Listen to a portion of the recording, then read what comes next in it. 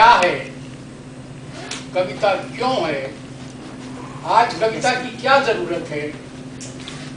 Science का जमाना है, क्या जरूरत है आज कविता की, और कविता लिखी जाए तो कैसे लिखी जाए, हमें किन किन बातों का लिखते समय ध्यान रखना चाहिए, ये विषय पर बात करेंगे। क्योंकि कविता सुनाने की भी बात कही है, तो मैं पहले आपकी उसी आज्ञा का पालन करते हुए 2-3 लाइनें ही आपको सुनाऊंगा। ये जिंदगी बहुत धोखे की जिंदगी है। यहाँ अपने अपने नहीं होते, कदम कदम पर धोखा ही धोखा है। मगर फिर भी जिंदगी तो जिंदगी, तो जिंदगी को मैं बहुत पहचानता हूँ। मैंने देखा है, बहुत जिंदगी को देखा है। जिंदगी को मैं बहुत पहचानता हूँ, वरना उससे हार अब भी मानता हूँ। मैं तुम्हारा हूँ, तुम्हारा ही रहूंगा, पर कौन मेरा है ना आज तक जानता हूँ।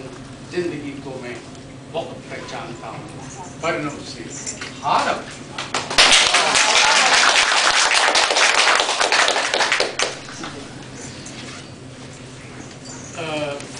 एक ऐसे ही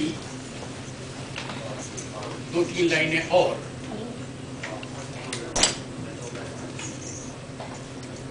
ये जिंदगी का काफिला चलता ही जाएगा, ये जिंदगी का काफिला चलता ही जाएगा। इस काफिले में कितने ही आए चले गए, इस काफिले में कितने ही आए चले गए, और कितने ही यहाँ अपनों से अपने चले गए। इस काफिले में कितने ही आए चले गए, कितने ही यहाँ अपनों से अपने चले गए, फिर भी दिलों में प्यार तो पलता ही जाएगा। ये जिंदगी का काफिला चलता है।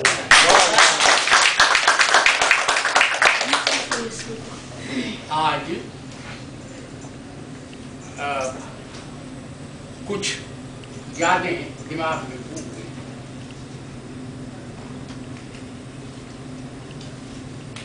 तो उसी याद पर 4 लाइनें हैं। तब मुझे अपनी कहानी याद आती है, तब मुझे अपनी कहानी याद आती है कि जब बहारें बाग की खुशियां मनाती हैं, जब बहारें बाग की खुशियां मनाती हैं और कलियों की जवानी गुल मचाती हैं, कि जब कली के ओंठ पर शबनम मचल करके उन्हीं कांटों में उसे हंसना सिखाती है, और जून ने जब फूल को तितली मचलती है और कांटों में इलझ कर पास ही उसके अरे पर कटी तितली अरे जब तड़फड़ाती है, तब मुझे अपनी कहानी याद। जब बहारें बाग की खुशियां मनाती हैं और कलियों की जवानी गुल मचाती हैं, जब कली के ओंठ पर शबनम मचल करके उन्हीं कांटों में उसे हंसना सिखाती हैं, और जून ने जब फूल को तितली मचलती है और कांटों में उलझकर पास ही उसके पर कटी तितली अरे जब तड़फड़ाती है, तब मुझे अपनी कहानी याद आती है। अब आपको याद करना है तो याद करते रहिए। एक कपल है, बिछुड़ रहा है, बड़े बड़े वादे हैं, बड़ी बड़ी बातें हैं, आंखों में आंसू हैं, तो उसी दृश्य पर 4-6 लाइनें हैं। रो रहे हो ना, आंसू आ रहे हैं आंख में, कोई बात नहीं। आएगा वह दिवस भी जब अश्रु सूखेंगे, आएगा वह दिवस भी जब अश्रु सूखेंगे, और ये सुहाने सब दिवस फिर स्वप्न के होंगे। और स्वप्न तो है स्वप्न ही, खो जाएगा वो। स्वप्न तो है स्वप्न ही, खो जाएगा वो भी, और समय की गति में छिपेगी शेष रेखा। तब तुम किसी का जग रचोगी, घर बसाओगी, उभर भर गति तरल तन में व्योम छू लो। आएगा ऋतुराज भी उस जगत में छाने, और हृदय मचलेगा हृदय का प्राप्य फिर पाने। तब कहीं अनजान पथ पर यदि मिले हम तुम, कौन जाने तुम की पहचानो न पहचानो, कौन जाने तुम की पहचानो न पहचानो, और उन दिनों के उस वचन का अर्थ क्या मानो। हम कहेंगे याद दिलाने के लिए हम वो हैं जिनसे आपने ये वादा किया था, तो कहेंगे my dear this was your misunderstanding, I never meant like that. तो उन दिनों के उस वचन का अर्थ क्या मानो, फिर हमारे से हम ही कुछ प्रश्न पूछेंगे। आएगा वो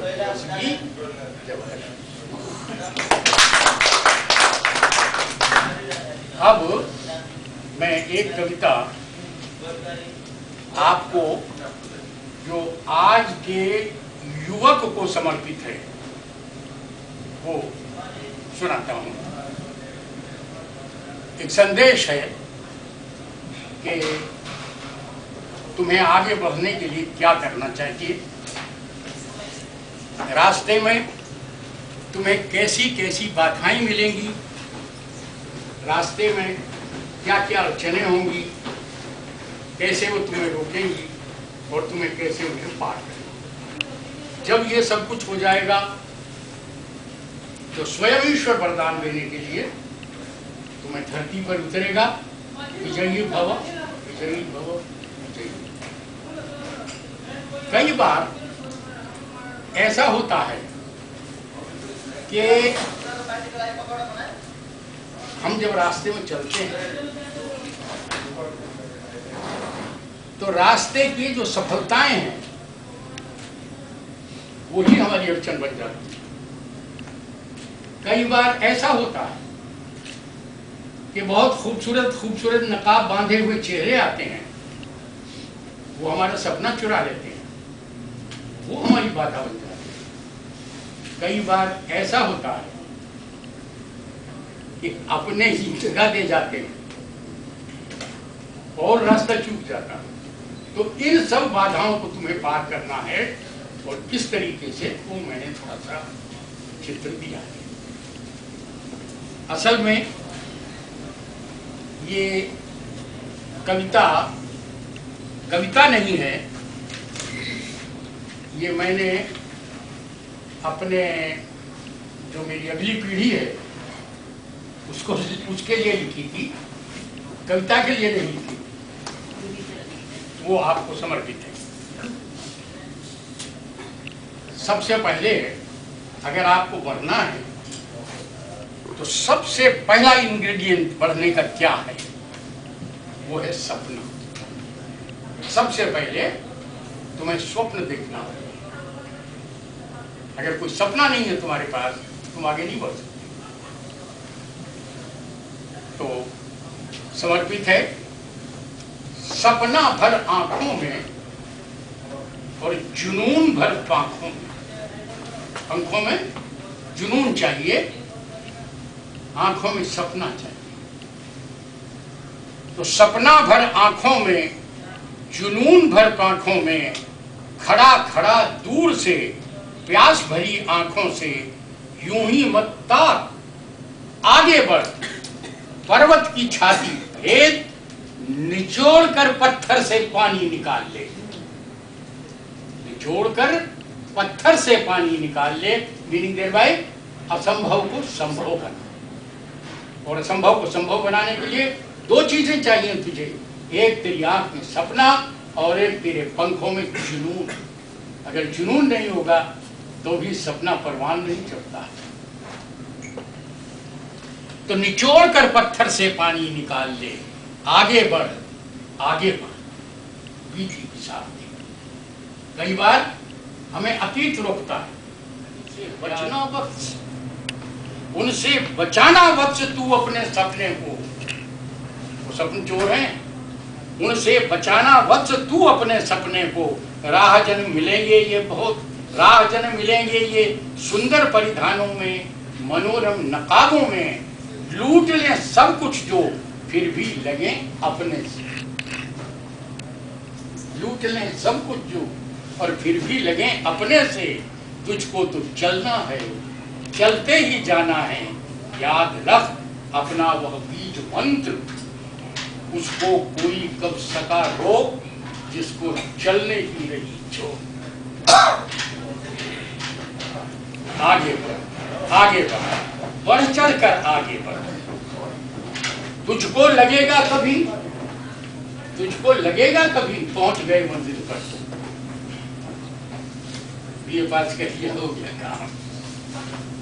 तुझको लगेगा कभी पहुंच गए मंजिल पर, सावधान तुझको भरमाने कुछ सफलताएं आएंगी, तुझको भरमाने कुछ सफलताएं आएंगी। झिलमिल तारों से उनकी चकाचौंध मोहेगी तुझे, पर तू पड़ाव को मंजिल मत समझना, पर तू पड़ाव को मंजिल मत समझना। पड़ाव समझ गए ना, बीच का। योगी की महासिद्धि प्राप्त होने से पहले उसको छोटी छोटी सिद्धियां मिलती हैं, और जो साधारण साधक होते हैं वो उन छोटी सिद्धियों में ही, तो छोटी सिद्धियां क्या होती है, वो पड़ाव होते हैं। और अक्सर जिंदगी में हम पड़ाव को मंजिल समझ लेते हैं। तो तू पड़ाव को मंजिल मत समझना, तुझको भरमाने कुछ सफलताएं आएंगी। झिलमिल तारों से उनकी चकाचौंध मोहेगी तुझे, पर तू पड़ाव को मंजिल मत समझना। दुर्ग इस तारक का ध्वस्त कर कार्तिकेय, तू तो है शक्ति पुत्र, है विजय तेरी चिर संगिनी। जीवन के श्रृंग चढ़ देख उधर और सुन, गगन अनुगुंजित रहो, विजयी भव विजयी। जा सकता है कविता निकलती है, कविता लिखी नहीं जाती है, कविता प्रकट होती है। और इसीलिए कविता को वर्ड्सवर्थ ने कहा था कि कविता क्या है, ओवरफ्लो ऑफ पावरफुल इमोशंस। जब घुमड़ती है इमोशन, तो उसमें से जो उफन के बाहर निकल गया वो कविता है। अर्थ क्या हुआ इसका, एक कवि के पास तो बहुत कुछ है, अभी वो जो उफन के थोड़ा सा बाहर आ गया है वो है कविता। अब एबरक्रॉम्बी करके एक बहुत बड़े राइटर हुए हैं, काव्यशास्त्री इंग्लिश के, उन्होंने कहा है कि हर व्यक्ति में कवि छुपा हुआ है। वो कवि को दो तरह का मानता है, एक जो व्यक्त कर सकता है और एक जो व्यक्त नहीं कर सकता मगर अनुभव कर सकता है। जब अनुभव करता है वो भी कवि है। आप कई बार गालिब की कोई लाइन सुनाते हैं, कोई और कबीर की कोई पंक्ति सुनाते हैं, वो कबीर की पंक्ति उस समय कबीर की कविता नहीं होती है, वो आपकी कविता होती है, क्योंकि उसके माध्यम से आप अपना कोई भाव व्यक्त कर रहे हैं।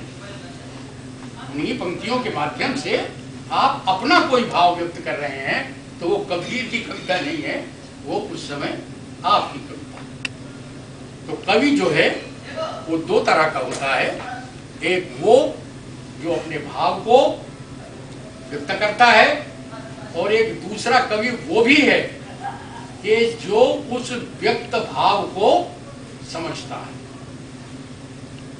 पैराडाइज लॉस्ट आपने सुना होगा, मिल्टन का बहुत प्रसिद्ध महाकाव्य है। वो सरस्वती की वंदना करता है, यूरेनिया कहते हैं सरस्वती को, और उस सरस्वती से क्या मांगता है, वो सरस्वती सिर्फ मांगता है, O Urania find me fit audience. O Urania find me fit audience, या खुदा सुनने वाला दे। कहने वाले तो बहुत मिल जाते हैं मगर सुनने वाले बहुत कम होते हैं,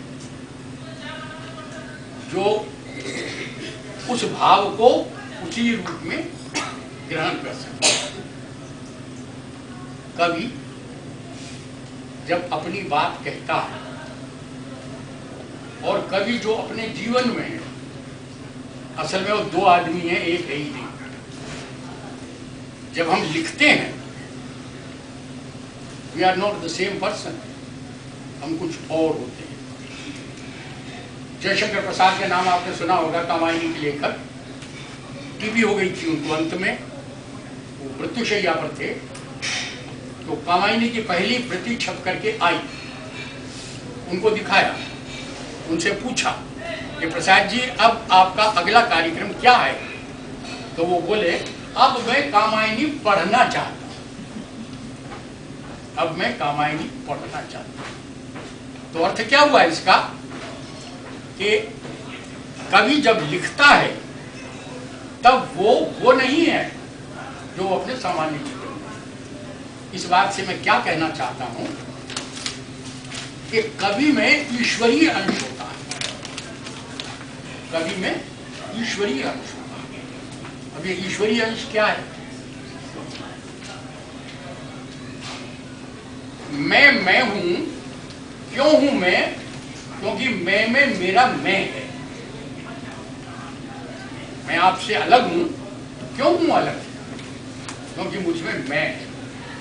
और अगर इस मैं को हटा दें हम, तो आप और हम तो एक है। ईश्वर में और जीव में क्या अंतर है?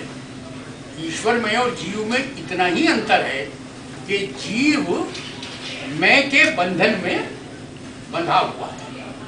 कबीर से जब यही प्रश्न पूछा तो कबीर ने बड़े अच्छे तरीके से इसका उत्तर दिया। जल में कुंभ, जल में कुंभ, कुंभ में जल घड़ा है, घड़े में पानी, पानी भरा घड़ा समंदर में। जल में कुंभ, कुंभ में जल है, बाहर भीतर पानी, और टूटा कुंभ जल जल ही समाना, ये तत् अकथ कहानी। तो टूटा कुंभ और जल जल में समा गया। तो कवि जिस समय कविता कर रहा है उस समय उसका ये कुंभ टूट जाता है, उसका ये कुंभ टूट जाता है, और इसीलिए आपका दर्द उसका दर्द बन जाता है, आपकी खुशी उसकी खुशी बन जाती है, आपका गम उसका गम बन जाता है। अदरवाइज तो हम पड़ोसी के घर में कुछ हो जाए तो आप ये तय कीजिए पहले कि वो विषय शुद्ध भावात्मक है या उसमें कुछ वैचारिक अंश भी है। सबसे पहला काम, यदि वो शुद्ध भावात्मक है तब आप गीत शैली का चयन कीजिए। जो शुद्ध भावात्मक है तो आप गीत शैली का चयन कीजिए, क्योंकि भाव की अभिव्यक्ति जितनी अच्छी गीत में हो सकती है उतनी मुक्त छंद में नहीं हो सकती। जैसे अभी मैंने आपको सुना है, तो जहां भाव था वो छंदबद्ध था, गीतबद्ध था, और ये जो कविता थी आगे बढ़ा आगे बढ़, ये मुक्त कविता थी क्योंकि इसमें भाव से अधिक विचार था। तो पहला काम आपका ये देखना है कि उसमें भाव है प्रमुख या विचार है प्रमुख। अब आप दूसरा प्रश्न ये भी कर सकते हैं कि भाई ये हम कैसे पहचाने कि ये भाव है और ये विचार है? ये भी तो प्रॉब्लम है ना, क्योंकि भाव और विचार इतने गुथे पीते हैं कि इनकी पहचानना ही बहुत मुश्किल है। तो विचार वो है जहां आप सहेतुक होते हैं, जहां आप कार्य कारण की श्रृंखला बना सकते हैं। मैं एक बहुत मोटा सा उदाहरण देके बात करूं। जब मैं आपको प्रेम करता हूं, क्यों करता हूं? क्योंकि आप मुझे नौकरी दिला दोगे, प्रोफेसर बना दोगे। ये भाव है या भाव नहीं है? ये भाव नहीं है, ये विचार है। क्योंकि यहां हम क्या क्यों का उत्तर दे सकते हैं। किंतु तुम मुझे बहुत अच्छे लगते हो, भाई क्यों लगते हो? ये भाव। आप तितली को आपने देखा और तब मुझे अपनी कहानी याद आती है। अरे भाई तितली को देखती क्यों आती है? ये भाव, ये शुद्ध भाव है। तो भाव और विचार को पहले देख लीजिए कि आप भाव पे लिखना चाहते हैं, विचार पे लिखना चाहते हैं। यदि आप भाव पर लिखना चाहते हो गीत शैली का चयन कीजिए। यदि आप विचार पर लिखना चाहते हैं मुक्त छंद का चयन कीजिए, क्योंकि मुक्त छंद गद्य के आसपास आ जाता है। दूसरी बात, आप एक सामान्य विषय को देखते हैं, उसकी सामान्यता को हटा दीजिए। एक विषय को आपने देखा, मैं उल्टा बोल गया, एक विषय को आपने देखा, जिस विषय को आपने देखा है वो तो विशेष है ना। अब इस विशेषता को हटा दीजिए और इसको सामान्य बना दीजिए। जितना सामान्य बनाने की क्षमता आप में है उतनी ही बढ़िया कविता आपकी बनेगी। विशिष्ट निकाल दीजिए और विशिष्ट को सामान्य बना दीजिए। अब सामान्य के रूप में जैसे ही आप आएंगे ना, वो मैं खत्म हो जाएगा। जब हम कविता करते हैं नहीं, जब हम कविता सुनते हैं, जब हम कविता सुनते हैं उस समय भी हमारा व्यक्तित्व विकसित हो जाता है। उस वक्त भी मैं नहीं रहता है। अगर मैं रहे तो आपके दुख में मैं क्यों रोऊं? करुण रस का प्रसंग चल रहा है, आंसू हमारे बह रहे हैं। प्रसंग वहां चल रहा है करुण रस का, आंसू हमारे बह रहे हैं। श्रृंगार का प्रकरण नायक नायिका के बीच में स्टेज पे चल रहा है और उत्तेजित हम हो रहे हैं। राम रावण की बात वहां हो रही है, गुस्सा हमको आ रहा है, हाथ हमारे ऐसे ऐसे हिल रहे हैं। क्यों? तो मैं तो खत्म हो गया। अगर मैं होता तो मेरे हाथ में हिल ही नहीं सकते थे। तो सृष्टा का ही मैं नहीं हटता है, श्रोता और दर्शक का भी मैं हटता है। तो विशिष्ट को सामान्य बना दीजिए। जब विशिष्ट सामान्य बन जाएगा तो मैं का विकलन हो जाएगा। अब इसके बाद नंबर आता है शब्द चयन का। शब्द चयन के लिए है कि सबसे पहले आपके पास वोकैबुलरी अच्छी होनी चाहिए। रीतिकाल के कवि ने इसके लिए बहुत अच्छा कहा है, माफ करना थोड़ा सा समय और जा रहा है। रीतिकाल के कवि ने बहुत अच्छा कहा कि भाई कविता लिखे कैसे लिखें? तो कहता चित्त सुचित्त होय, घर में सुभित्त होय, राजा सुहित होय, तापे कवित्त होय। अब कविता होने के लिए क्या क्या चाहिए? सबसे पहले चित्त सुचित्त होय, चित्त का सुचित्त होना आवश्यक है। अब सुचित्त क्या है? यानी आप में मानवीय दृष्टि होनी चाहिए। आपका जो चित्त है वो दूसरे, मानवीयता क्या है? दूसरे के दर्द को अपना दर्द समझना, दूसरे के दर्द को अपना दर्द समझना। कवि को एक यौगिक सिद्धि प्राप्त होती है और वो होती है परकाया प्रवेश। वो आपके दिल में घुस जाता है, आपके दर्द को अपना दर्द बना लेता है। और जब तक परकाया प्रवेश उसमें ये सिद्धि उसको प्राप्त नहीं होगी, कोई दिन नहीं बन सकता। तो ये है सुचित्त, चित्त सुचित्त हो। फिर दूसरा घर में सुवित्त हो। वित्त का अर्थ क्या है? साधन। तो आपके पास संपूर्ण साधन होने चाहिए। अब वो साधन क्या है? ज्ञान। कविता का सबसे बड़ा साधन क्या है? ज्ञान, अनुभूति, ये सब उसके साधन है। और राजा सुवित्त हो। अब राजा कौन है हमारा? तो रीतिकाल में कोई और प्रकरण था इसका। राजा कौन है? परमपिता, उसकी कृपा होनी चाहिए। जब तक उसकी कृपा नहीं होती कभी नहीं बनता है। वो शेक्सपियर का है, lovers and poets are born not made. Lovers and poets are born not made.